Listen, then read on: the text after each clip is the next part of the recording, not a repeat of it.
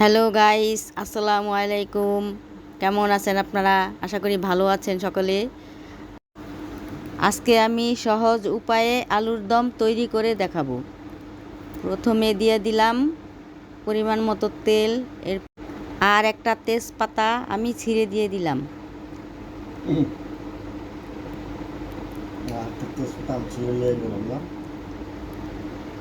এখন দিয়ে দিলাম 2-3টা কাঁচামরিচ ও পেঁয়াজ কুচি।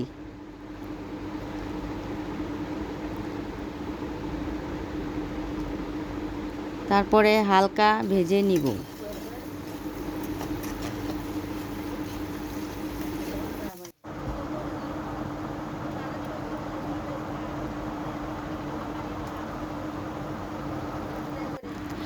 পেঁয়াজটা একটু ভাজা হয়ে গেলে এখন দিয়ে দিব আমি 2-4 চামচের 2 চামচ আদা রসুন বাটা। তারপরে একটু নেড়েচেড়ে 2-4 চামচ হলুদ মরিচের গুঁড়া দিয়ে দিব। এখানে আমি হলুদের সাথে মরিচের গুঁড়াটাও মিশিয়ে নিয়েছি। এরপরে নেড়েচেড়ে মশলাগুলো ভেজে নিব।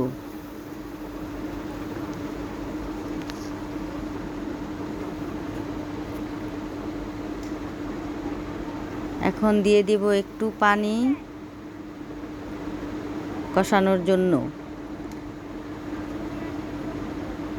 তারপরে নেড়ে চেড়ে একটু কষিয়ে নিচ্ছি ভালো করে, জানি হলুদের গন্ধটা না আসে।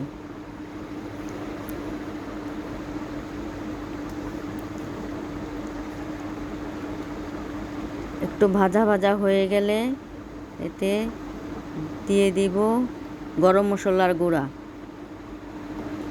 আমি আস্ত গরম মশলাটা দিইনি, মুখে লাগবে, ওটি ভালো লাগে না তো। তারপরে দিয়ে দিলাম 2 চামচ লবণ।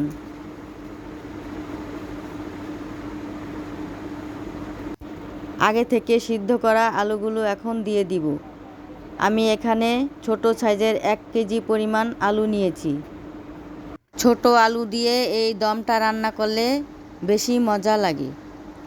আপনারা চেষ্টা করবেন ছোট আলু দিয়ে এই আলুর দম তৈরি করার জন্য, তাহলে খেতে দেখবেন অনেক মজা লাগে।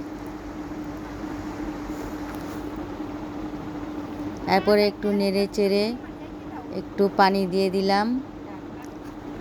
এগুলোকে ভালো করে রান্না করে নিব। আমার আলুর দম তৈরি হয়ে গেছে। এর উপরে সামান্য চাট মশলা ছিটিয়ে দিলাম। এখন আমার আলুর দমটা তৈরি হয়ে গেছে। এখানে আমি কিছু পেঁয়াজ বেরেস্তা ছিটিয়ে দিয়েছি।